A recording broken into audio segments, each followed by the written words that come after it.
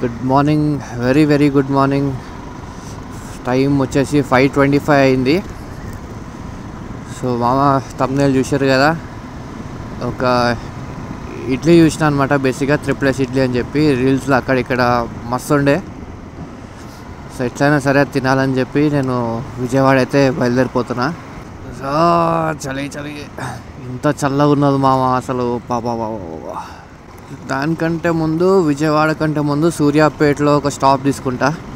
అక్కడ బ్రేక్ఫాస్ట్ చేసేసి అక్కడి నుంచి వెళ్ళిపోదామని నా ప్లాన్. నాతో పాటు ఇంకా ఇద్దరు ఫ్రెండ్స్ వస్తున్నారు. సో వాళ్ళు ఆల్రెడీ స్టార్ట్ అయిపోయారు. నాకు కొంచెం లేట్ అయిందని చెప్పి వాళ్ళని వెళ్ళిపోమని చెప్పా. సో మేబీ వాళ్ళు అట్లీస్ట్ నాకు ఒక 50 కిలోమీటర్స్ దూరంలో ఉంటారు అనుకుంటా. సో నేను గూగుల్ మ్యాప్స్ మాట్లాడలే మామ, మ్యాపిల్స్ మ్యాప్ అని వాడుతున్నా. ఇండియన్ మేడ్ అప్లికేషన్ అనమాట. గూగుల్ మ్యాప్లో ఏంటంటే మనకి ఒకటి కార్ వే రూట్ చూపెడుతుంది. సో అన్నీ ఓఆర్ మీద ఆడిడ తీసుకుపోతుంది అనమాట. ఇందులో బైక్ వే రూట్ కూడా చూపెడుతుంది. సో అందుకే నేను ఇది యూజ్ చేస్తున్నా. 8:19కి రీచ్ అవుతామంట. సేఫ్గా వెళ్ళాలి, సేఫ్గా రావాలి. ఎప్పటిలాగానే ప్రతి రైడ్ లాగానే అదే మన మోటో. ప్యానియర్స్ ఉన్నాయి కదా, సో కొంచెం లెంత్ చూసుకోవాలన్నమాట. అంటే బ్రాడ్ అయిపోతుంది కదా బండి. సో కట్స్ కొట్టడం అవన్నీ చేయడం మంచిది కాదు. సో కార్ లాగానే మెల్లగా పోవాలి. బట్ ఇంకోటి మామ, హెల్మెట్ కూడా వేరేది తీసుకున్నాను అనమాట. నా పాత హెల్మెట్ చాలా పాతగా అయిపోయింది, అన్నీ క్రాక్స్ వచ్చేసినాయి. సో అది సేఫ్టీ కాదు, ఇంకా అది సేఫ్ కాదు. యూజువలీ హెల్మెట్ ఒక్కసారి కింద పడ్డదంటే, అంటే స్ట్రాంగ్గా కింద పడ్డదంటే we should definitely replace it. నాది మస్తాలు పడ్డది. ఇంకా ఓపెన్ చేసి చూస్తే షెల్ అంతా క్రాక్స్ ఉన్నాయి. సో మనకి సేఫ్టీ ఇంపార్టెంట్ కదా చాలా. సో అందుకే హెల్మెట్ అయితే చేంజ్ చేసిన. అదే హెల్మెట్ అనేది దారి లేడని ఆగి నాకు చూపిస్తా. సో గోప్రో అవన్నీ దానికే సెట్ చేసా. సౌండ్ ఎలా వస్తుందో నాకు తెలియదు. It's basically an off roading helmet, అంటే off roading plus touring helmet అనమాట. సో హై స్పీడ్స్ ఎలా పర్ఫామ్ చేస్తుంది అవన్నీ ఇంకా నేను చూడలేదు. ఇప్పుడు చూద్దాం అవన్నీ.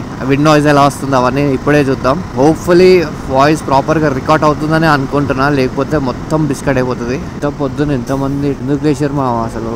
రోడ్ అంతా ట్రాఫికే. లిటరల్లీ నాకు ఒక 10 minutes పట్టింది ఇక్కడ మెహదీపట్నం వరకు రావడానికి. జర్నీ టైం చెప్పట్లేదు, ట్రాఫిక్ నుంచి ఎస్కేప్ కావడానికి. అంత ట్రాఫిక్ అయిపోయింది. రోడ్ 136 కిలోమీటర్స్ ఉందన్నమాట ఇక్కడ నుంచి. సూర్యాపేట్ 7 తెలుసు కదా, చాలా ఫేమస్. అది మస్తు ఉంటుంది బ్రేక్ఫాస్ట్ అందులో. ఇన్ కేస్ ఎవరైనా హైదరాబాద్ టు విజయవాడ, వైజాగ్ అటు సైడ్ వెళ్ళేటోళ్ళు అయితే గోదావరి కంపల్సరీ ఆగి బ్రేక్ఫాస్ట్ అయితే చేయండి. ఒక మంచి వైబ్ ఉంటుంది. డెఫినెట్లీ కొంచెం ఎక్స్పెన్సివ్ ఫుడ్, కానీ ఎందుకో వైబ్ వేరు ఉంటుంది అనమాట. యూజువల్గా 90% యాక్సిడెంట్స్ నుంచి మనం సేఫ్ కావడానికి నేను కొన్ని టిప్స్ చెప్తా. ఈ పర్సనల్ ఎక్స్పీరియన్స్ తోటి. ఫస్ట్ ఏంటంటే మనం ఫస్ట్ ప్రాపర్గా డిస్టెన్స్ మెయింటైన్ చేయాలి మామ. ముందు ఇప్పుడు కార్ ఉంది కదా, కార్కి నాకు ఎంత డిస్టెన్స్ ఉంది చూడండి. ముందు అట్లీస్ట్ ఒక 50 meters అయినా డిస్టెన్స్ ఉంటుంది అనుకుంటా. ఓకే, నంబర్స్ నాకు తెలియదు కానీ డిస్టెన్స్ అయితే బాగానే ఉంది. ఆ డిస్టెన్స్ ఎందుకంటే వీళ్ళు ఎప్పుడు బ్రేక్ వేస్తారో వాళ్ళకే తెలియదు. సో వాళ్ళు బ్రేక్ వేస్తామంటే మనం బండి కంట్రోల్ చేసినంత గ్యాప్ ఉండాలి మనకి. సో ఫస్ట్ అది ఎప్పుడు గుర్తు పెట్టుకోండి. చాలామంది నేను చూస్తా కదా రోడ్ల పైన బైక్స్ కూడా వెళ్తారు కదా. ఇప్పుడు గ్యాంగ్స్తో వెళ్ళినా కూడా అదే అనమాట. ఒక బైక్ వెనకాల ఇంకో బైక్ వెళ్తూనే ఉంటుంది.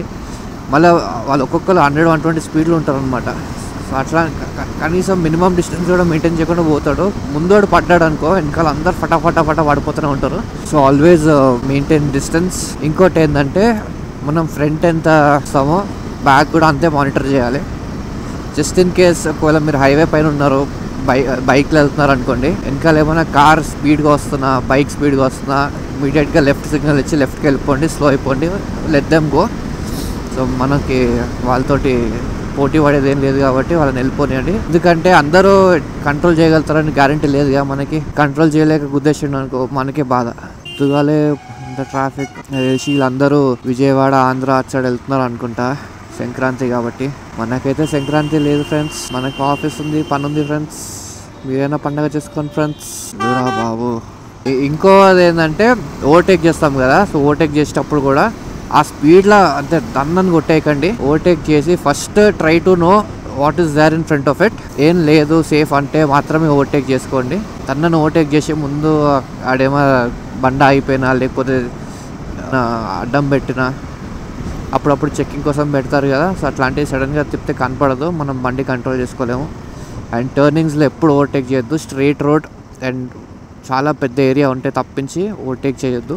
అది కూడా ఇంపార్టెంట్ అయితేనే చేయండి మామ, లేదంటే ఓవర్టేక్ అనేది పక్కన పెట్టేసేయండి. ఇవన్నీ చేస్తే ఏమవుతుంది అనిపిస్తుంది కానీ ఇక 90% సేఫ్ మామ. ఇంకా మధ్య మధ్యలో మనకి ఇట్లా రోడ్లు క్రాస్ చేస్తుంటారు చీకట్లా, ఇప్పటిదాకా ముగ్గురు క్రాస్ చేసారు పరిగెత్తుకుంటా.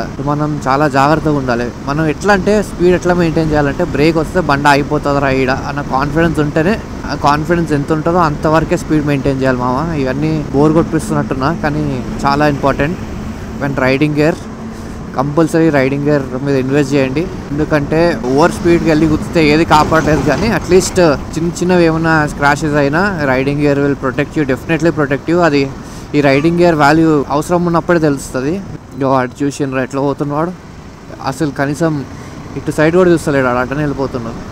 సో ఇట్లాంటి వాళ్ళ దగ్గర నుంచి మనం వాళ్ళని మార్చలేము, కనీసం మనమైనా జాగ్రత్తగా ఉండాలి. సేఫ్గా వెళ్ళి సేఫ్గా రావాలి. సో రైడ్ అంతకుమించి ఏం లేదు.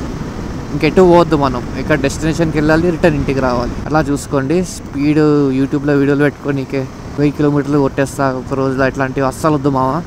సన్ రైజ్ అయిపోతుంది మావా. మధ్యలో విజువల్స్ అయితే మస్తుండే, ఏదో కొండ కనిపించింది సన్ రైజ్ అప్పుడు, బట్ రికార్డ్ చేయలేకపోయినా వేరే ఇష్యూ వల్ల. సూర్యాపేట్కి 80 కిలోమీటర్స్ మావా. సో అరౌండ్ 80 to 100 మెయింటైన్ చేసుకుంటూ వెళ్ళిపోతున్నా. అండ్ చాలా మంది బైకర్స్ కనబడుతున్నారు. గోవాకి వెళ్ళినప్పుడు ఎలా కనిపించారో అంతకంటే ఎక్కువ కనబడుతున్నారు నాకు ఈ రూట్లో. రైడింగ్ జాకెట్ వేసుకొని అంత ఎక్స్పల్స్లు 390లు, అదే అందరూ సంక్రాంతికి ఇంటికి వెళ్తున్నారు కదా. సో చాలా మంది కనబడుతున్నారు, మంచిగా కనిపించిన ప్రతిసారి హాయ్ చెప్తారు కదా. సో అది ఇంకా మంచిగా అనిపిస్తుంది అనమాట. ఇంకా 80 కిలోమీటర్స్ ఉంటే సూర్యాపేట్ ఒక 1 hour అప్రాక్సిమేట్లీ 1.5 hours వెళ్ళిపోతా. రోడ్స్ అయితే అసలు ఎక్సలెంట్ ఉన్నాయి. టోల్ గేట్ నంబర్ 1 ఇక్కడి నుంచి వెళ్ళిపోవాలి. So far so good. Weather చల్లగా ఉంది బట్ ప్లెజెంట్గా ఉంది. స్టార్టింగ్లో చేతులు వేలు ఫ్రీజ్ అయిపోతుండే అనమాట చలికి, బట్ ఇప్పుడు కొంచెం బెటర్. సన్ రైజ్ అవుతుంది కాబట్టి మేబీ ఇంకో 1 hourలో ఇంకా క్లైమేట్ సెట్ అయిపోద్ది. ఓ చలి మళ్ళీ పెరిగింది మావా. ఏదైనా మంట కనబడితే ఆగిపోవాలి, అంత చలి పెడుతుంది. Too much cold. అసలు 13 degrees ఉంటుంది అనుకుంటా, 13 or 14 degrees ఇక్కడ. I have no idea. చాలా చల్లగా ఉంది. వింటర్ లాంటిది ఏమైనా వేసుకునేది ఉండే. అసలు నేను ఒట్టి టీషర్ట్ వేసుకొని దానిపైన రైడింగ్ జాకెట్ వేసుకొచ్చేస్తా. ఏమనాలి వీళ్ళని. రోడ్డు మధ్యలో హైవే మధ్యలో ఆపి ఫోటోలు తీసుకున్నట్టారు. హైవే మధ్యలో ఆపి ఫోటోలు తీసుకోవడం ఏంది నాకు అర్థం కాదు. అసలు ఏంది మావా ఈ లొకేషన్, క్రేజీ ఉంది అసలు. ఇందాక చెప్పా కదా రైడర్స్ కనబడుతున్నారని, ఎక్స్పోల్ చేసుకొని పోతుండే ఆయన. మావా ఫైనలీ సూర్యాపేట రీచ్ అయిపోయాం 7 రెస్టారెంట్కి. This is one of my favourite hang out places అనమాట. మా స్టార్ బాక్స్ కూడా పెట్టారు ఇక్కడ. క్రైమ్ కరెక్ట్గా 8 అయింది.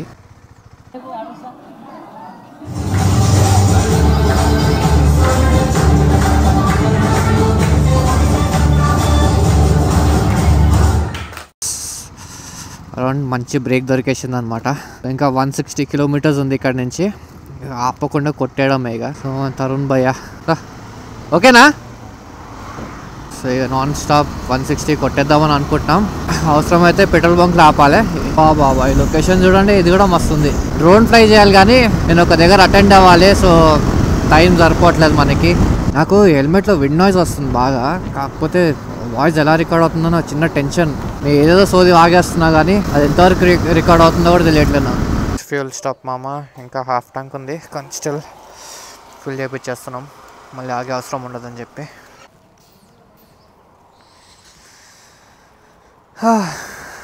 అసలు నా బండి ఈడనే ఆగిపోయింది మామ. ఎంత చుక్కలు చూపించిందంటే ఇక్కడ బండి పైన లగేజ్ అంతా ఉండే అనమాట. డ్రోన్ ఉండే, అన్నీ ఉండే. బండి ఏమో స్టార్ట్ అవుతలేదు, మెకానిక్స్ లేరు.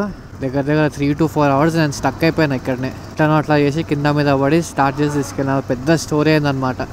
రికార్డ్ కాలే కానీ రికార్డ్ అయితే మస్తు ఉంటుండే. థర్డ్ టోల్ గేట్ మార్నింగ్ నుంచి. థర్డ్ టోల్ గేట్ ఆల్మోస్ట్ 10 అవుతుంది టైమ్. కొండ చూడండి గైస్, కొండ పైన టవర్ బలం ఉంది కదా. లాస్ట్ టైం ఈ ప్లేస్ ఇక్కడ నుంచి విజయవాడకి ఆల్మోస్ట్ భయపడకుండా పోయినామా, అంటే బండి ఏడ ఆగిపోతుందో తెలియలేదు. మళ్ళీ అదే ప్లేస్కి బండి అంతా నార్మల్ అయిన తర్వాత వస్తుంటే ఒక తెలియని మజా వస్తుంది నాకు. ఎన్ని రిపేర్లు చేయించింది అసలు బండికి, అప్పుడు కానీ సెట్ కాలేదు బండి. కృష్ణా రివర్ వచ్చేసాం మామ. నీళ్ళని నిండిపోయాయి. Very sad to see. నేను ఈ రివర్ ఇప్పటిదాకా ఫుల్ ఉండడం చూడలేదు నాకు గుర్తున్నంత వరకు. బట్ బార్డర్స్ దాటుతూ ఉంటే బైక్ మీద కిక్ వేరబ్బా. స్పీడ్ వచ్చేసా. మా ఫ్రెండ్స్ ఎక్కడ వెనకాల ఉండిపోయినట్టున్నారు. టోల్ గేట్ దాటిన తర్వాత వెయిట్ చేస్తా వాళ్ళ కోసం. ఆంధ్ర ఎంటర్ అయితే చాలు హెల్మెట్స్ కనపడవు ఎక్కడ, అంటే సేఫ్టీకేగా హెల్మెట్స్ ఇచ్చేది. So this is toll gate number 440.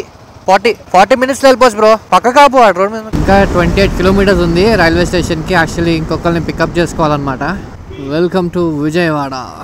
Finally reach the destination successfully. 6:30 around 5:36కి స్టార్ట్ అవుతే 11కి రీచ్ అయ్యామన్నమాట. 5 hours including breaks, fuel breaks. Not bad. 290 kilometers అనుకోండి ఆల్మోస్ట్ వచ్చింది ఇప్పటిదాకా. సీరియల్ నెంబర్ ఇది సీరియల్ నెంబర్ కదా పార్టీ నెంబర్. ఓకే